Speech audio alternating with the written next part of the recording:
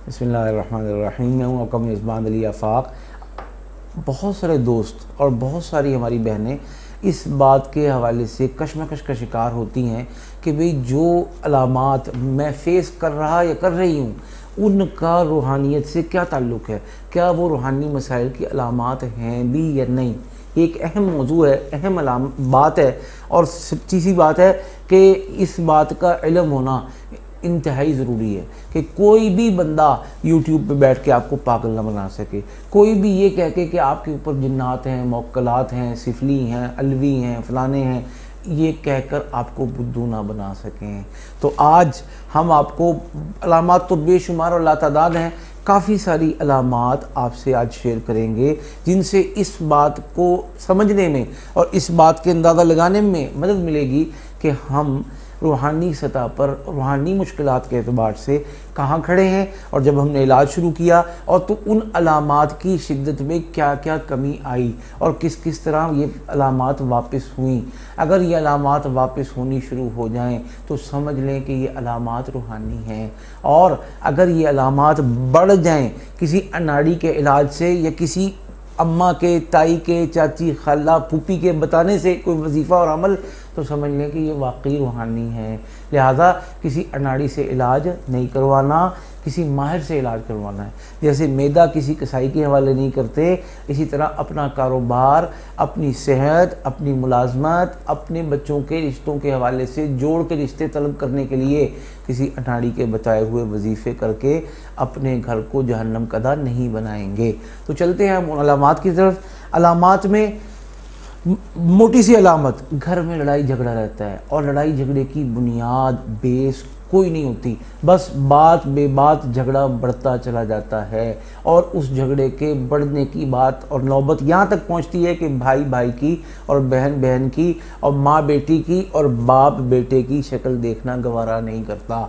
एक दूसरे को ख़त्म कर देने के जज्बात दिल में पनपते और पैदा होते हैं। और इसके साथ साथ घर में बेरोज़गारी है, सलाहियत अल्लाह ने दी है लेकिन इसके बावजूद लड़का बेरोज़गार है, सलाहियत दी है इसके बावजूद लड़का बेकार है, इसके बावजूद लड़का कोशिश मेहनत तकोदो करके मायूस हो चुका है कि मुझे नौकरी और कारोबार मुलाजमत नहीं मिलेगी, और साथ साथ शदीद गुस्सा आता है। ये भी जिन्नात की अलामत है। खून के छींटे कभी कभी ताज़े और कभी कभी रात के पड़े हुए सुबह महसूस होते हैं। दालें, अनाज, चीनी, आटा, दालें, ये चीज़ें आपको मिलती हैं, ये वहाँ मिलती हैं जहाँ रोज़गार की बंदिश हो, लेकिन ये हरगिज़ मतलब नहीं है कि जहाँ पर ये अलामात ना हो वहाँ रिज़्क़ की बंदिश नहीं हो सकती। वहाँ तशख़ीस के और बेशुमार अच्छी तरीक़े हैं। ये तशख़ीस की बात नहीं बता रहा, ये अलामात की बता रहा हूँ बात के बार बार अगर कनक, चावल, दालें मिलें तो होता क्या है, ये बंदिश की एक अहम अलामत है। और क्या होता है, मुलाजमत तो है, मुनासिब है, लेकिन तरक्की नहीं मिल रही, जितनी मेहनत करते हैं उतना मुआवजा नहीं मिल रहा, और पैसे की तंगी है। क्या मतलब कि पैसा आके भी पूरा नहीं पड़ता, पैसा आता है बाद में लेकिन इससे पहले पहले उसके मसारिफ पहले से मौजूद होते हैं कि बच्चे की दवाई है, बच्चे के अखराजात ऐसे कि जिनका हकीकी ज़िंदगी से कोई ताल्लुक़ नहीं होता। अब इसके टेस्ट करवा लो, अब इसको डॉक्टर को मिल लो, अब इसका ये हासिल ऑपरेशन करवा लो, अभी दफ्तर से कर्ज़ ले लो, अभी बैंक से कर्ज़ ले लो, अभी अपने हमसाए से कर्ज़ ले लो। ये कर्ज़े बढ़ते बढ़ते हमारी हड्डियों को तोड़ने के लिए काफ़ी हो जाते हैं। आगे घर की मोटर ख़राब रहती है, मशीन अमूमन चलते चलते ख़राब हो जाती है, गाड़ी में सफ़र कर रहे हैं अमूमन ख़राब हो जाती है। गाड़ी ठीक है, सेहतमंद है, मॉडल के एतबार से मुनासिब है, लेकिन ख़राबी का शिकार रहती है। तो मालूम हुआ कि आपके साथ दीगर रूहानी मसाइल के साथ साथ ये भी एक अलामत है।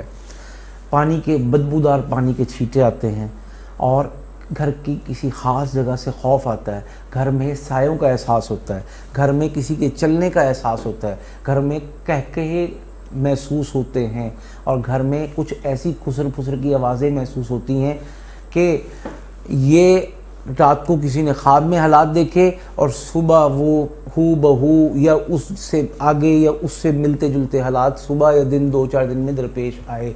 तो मालूम हुआ कि इस फ़र्द के साथ और इस घर में मसला है। इस घर में कोई भी बंदा आएगा वो आहिस्ता आहिस्ता इन सब अलामात से मुतासर होकर मरीज़ बन जाएगा। लिहाजा अगर हम किसी को चाहते हैं बचाना इन हालात से और इन अलामात का ख़ात्मा चाहते हैं तो घर पे फोकस करेंगे, अल्लाह पाक शिफा देंगे।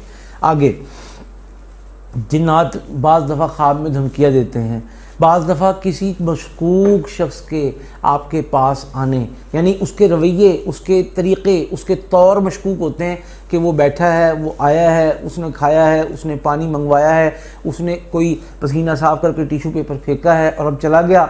अब उसने उसके जाने की देर थी कि पीछे हालात बिगड़ते हैं, तबीयतें बिगड़ती हैं, लड़ाइयाँ बढ़ जाती हैं। तो मालूम हुआ कि ये फ़र्द भी शैतान है तो इंसान लेकिन फितरतन शैतान है। इसका बंदोबस्त करना ज़रूरी है। आइंदा ये पहली बात आए ना, और अगर आप ना रोक सकते हो, इतनी अखलाकी ज़रूरत ना रखते हो कि आप हमारे घर में दाखिल नहीं होंगे, तो आप क्या करें, फिर आप इतनी रूहानी ताकत, क़ुव्वत, तासीर इदारे से हासिल कर लें कि आइंदा वो उल्टा भी लटक जाए तो आपका कुछ ना बिगाड़ सके।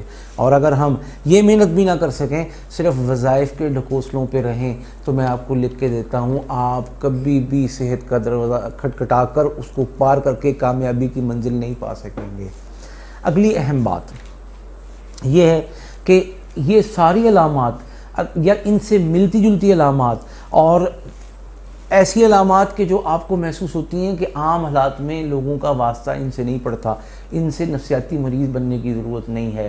सीधी आसान सी बात है, इदारे से तशख़ीस सीखें, इदारे से तशख़ीस का अमल मंगवाएं और ख़ुद इस काबिल हो जाएं कि आपको कभी भी कोई भी शख्स बहका के, फुसला के, जादू जन्नात का वहम डाल के पैसे खरे ना कर सके। अल्लाह पाक हम सबको शिफा नसीब फरमाए।